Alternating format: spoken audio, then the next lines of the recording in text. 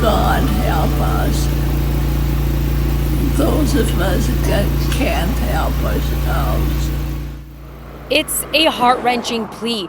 Shirley Turton is tired of feeling like a prisoner after being locked up for months in her long-term care home due to the COVID-19 pandemic. She even asked her family to arrange an assisted suicide, something her daughter Jennifer Molgat said she never expected. We respect her wishes. We understand that she's in a desperate place. So we told her that maybe hold on and let's try to get some help. And so we thought that maybe a little video of her talking to people would help. So we basically just held the iPhone up and said, "Mom, what do you want to say to people?" And that's what she came up with, and it's pretty powerful. Shirley is living at the Village at Mill Creek in Kelowna, and Jennifer says the staff have been wonderful throughout the pandemic. Noting once her mother's health started deteriorating, the care home arranged visitation for Jennifer and her sister on opposing days. Lo and behold, once we started visiting her, she's perked up a little bit. So that tells you something.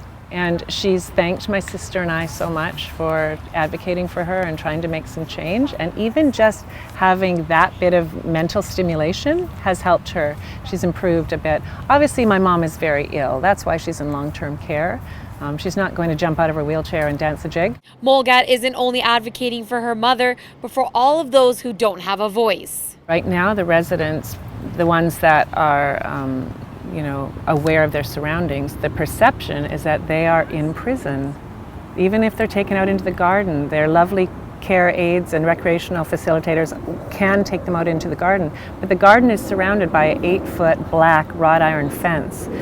Their perception is still that they're trapped, that they're prisoners, and that nobody cares. She wishes that the government would provide more resources, staff, and flexibility to long-term care homes. They have some autonomy to make discretionary decisions based on the individual situation, based on common sense, not based on blanket policy that is hurting more people than it's helping.